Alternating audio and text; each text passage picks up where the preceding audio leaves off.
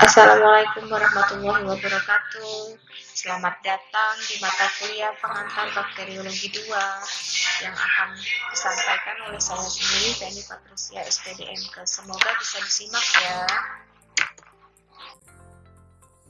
Seiring dengan perkembangan zaman, penemuan berbagai macam penyakit dan penyebabnya mendorong perkembangan ilmu dalam mendeteksi dan mengidentifikasi penyebab penyakit yang ada, termasuk penyakit yang disebabkan oleh mikroorganisme. Penyakit yang disebabkan oleh mikroorganisme ini akan dilakukan tidak terlepas dari peran laboratorium mikrobiologi klinik, karena sampai saat ini pemeriksaan kultur mikrobiologi masih merupakan baku standar atau gold standar dalam mendeteksi dan mengidentifikasi mikroorganisme pada berbagai penyakit. Laboratorium mikrobiologi klinik itu sendiri memiliki peran sebagai laboratorium mikrobiologi yang melakukan identifikasi dan uji sensitivitas, menghasilkan hasil pemeriksaan, menyampaikan hasil pemeriksaan mikrobiologi. Sebagai peran kedua yaitu konsultasi bersama klinisi, ikut terlibat merawat pasien infeksi dan melaporkan turnaround time report. Yang ketiga yaitu informasi pola kuman. Pengelolaan data mikroba, menerbitkan informasi petamedan secara berkala.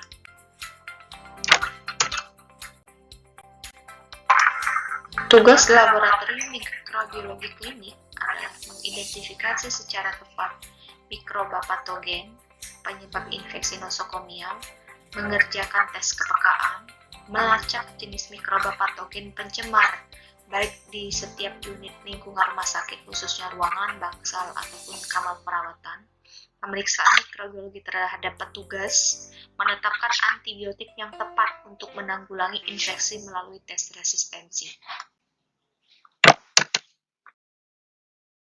Ini gambaran dari laboratorium mikrobiologi klinik. Ruangan laboratorium mikrobiologi klinik itu terdiri atas ada ruangan preparasi reagen untuk pembuatan media bakteri dan sebagainya. Lalu ada ruangan mikroskopis untuk melihat gambaran mikroskopis dari mikroorganisme penyebab infeksi. Yang ketiga itu ada ruangan tempat kultur bakteri untuk mengkultur sampel yang masuk dari pasien. Alur pemeriksaan di laboratorium mikrobiologi klinik. Saya simpulkan di sini ada beberapa 7 tahapan dari alur pemeriksaan laboratorium mikrobiologi klinik, yaitu yang pertama adalah penerimaan sampel pasien. Setelah diterima nanti lalu akan dilihat pemeriksaan sampel dengan mikroskop. Setelah dilihat pemeriksaan dengan mikroskop, tentulah apabila pasien tersebut memang terdiagnosa ke arah infeksi, akan terlihat bakteri di bawah di mikroskop. Lalu akan dilakukan penanaman bakteri, diinkubasi selama kurang lebih 24 jam, akan timbullah koloni tumbuh. Setelah koloni tumbuh akan diisolasi koloni bakterinya, lalu akan diuji dengan leukemia untuk menentukan jenis spesies bakteri yang tumbuh. Setelah diuji biokimia akan dilanjutkan dengan uji sensitivitas spesifik. Berkaitan dengan laboratorium mikrobiologi itu sangat erat sekali dengan istilah infeksi. Jadi infeksi adalah proses invasif oleh mikroorganisme dan berkembang di dalam tubuh yang menyebabkan sakit. Jadi infeksi adalah invasi mikroorganisme dalam jaringan tubuh yang menimbulkan cedera seluler setempat. Setelah kita mengetahui definisi infeksi, istilah definisi infeksi sangat erat kaitannya dengan agen infeksi. Siapa saja agen infeksi? Pastilah adalah mikroorganisme Mikroorganisme yang bisa menimbulkan penyakit disebut patogen atau agen infeksi. Penyakit timbul jika patogen berkembang biak dan menyebabkan perubahan pada jaringan normal. Jika penyakit bisa ditularkan dari satu orang ke orang lain, penyakit ini merupakan penyakit menular atau yang disebut dengan kontagius. Tanda-tanda infeksi. 1. Rubor atau kemerahan. Kemerahan terjadi karena pada area yang mengalami infeksi terjadi peningkatan aliran darah ke area tersebut sehingga menimbulkan warna kemerahan. Yang kedua, kalor atau panas. Ini terjadi karena tubuh mengkompensasi aliran darah lebih banyak ke area yang mengalami infeksi untuk mengirim lebih banyak antibodi dalam memerangi antigen atau penyebab infeksi. Yang ketiga, dolor atau nyeri. Nyeri terjadi karena sel yang mengalami infeksi bereaksi mengeluarkan zat tertentu sehingga menimbulkan nyeri. Yang keempat, bengkak atau tumor terjadi karena peningkatan permeabilitas sel dalam dan peningkatan aliran darah. Yang kelima, fungsiolysa atau penurunan fungsi, perubahan fungsi. Contohnya itu jika misalnya kita secara sederhana kita contohkan, jika luka di kaki mengalami infeksi, maka kaki tidak akan berfungsi dengan baik.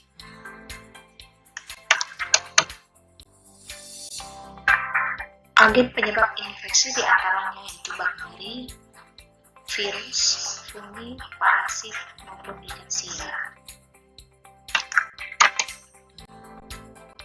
Proses terjadinya infeksi yang digambarkan seperti rantai yang saling terkait antar berbagai faktor yang mempengaruhi, yaitu agen infeksi, reservoir, pintu keluarnya, cara penularannya, pintu masuknya, dan penjamu atau hostnya.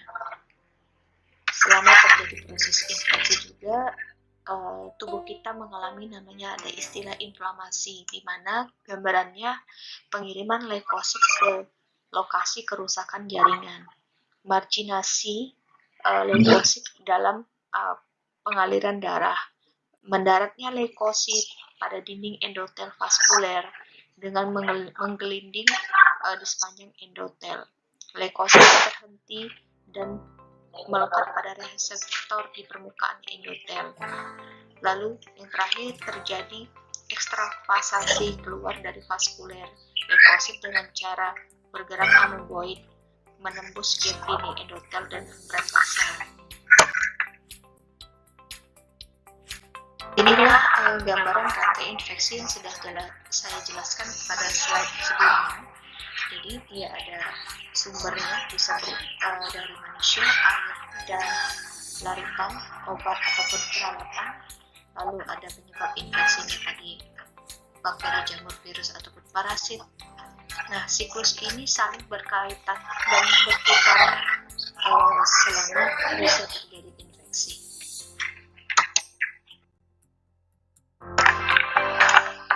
Agen infeksius itu ada dua, yaitu flora residen atau yang sudah menetap, disebut juga dengan flora normal di dalam tubuh, mikroorganisme yang relatif stabil dan biasanya ditemukan pada daerah tertentu di dalam tubuh kita.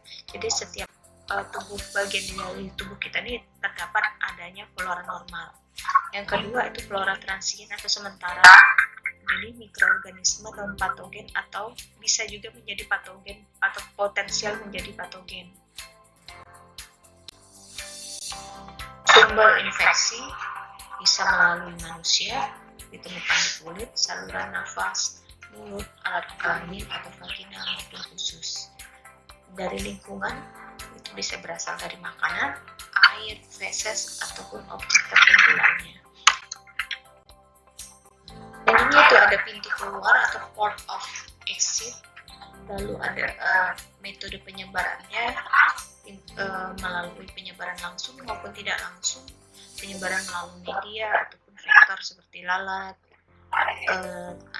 atau bisa melalui transmisi udara. Masuk ke dalam tubuh manusia, menginfektif itu masuk melalui pintu masuk, tentulah pada hospice yang rentan, misalnya pada anak-anak ataupun orang tua ataupun pasien-pasien yang lagi terapi dengan obat penekan sistem imun.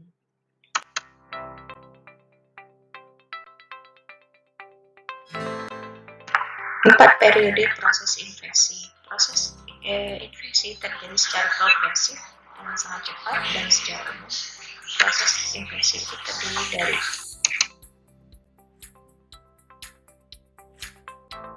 periode inkubasi. Periode inkubasi merupakan interval antara masuknya patogen ke dalam tubuh dan muncul gejala pertama. Contohnya misalnya flu, masa inkubasi yaitu 1-3 hari, campak 2-3 minggu, lalu gondromatis sekitar 18 hari.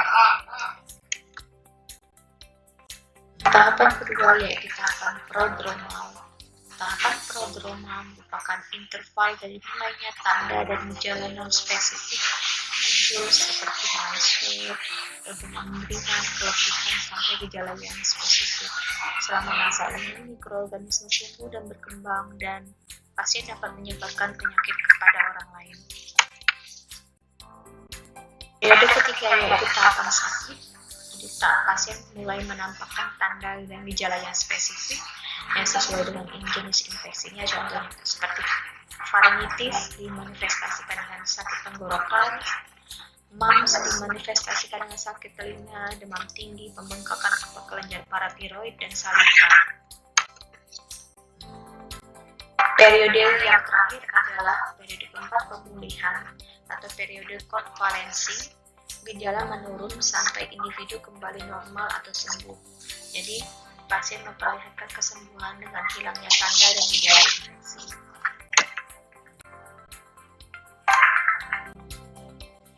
Cukup di sini dulu materi dari saya, pengantar bakteriologi 2. Terima kasih atas segala perhatiannya. Mohon maaf atas segala kekurangan. Assalamualaikum warahmatullahi wabarakatuh.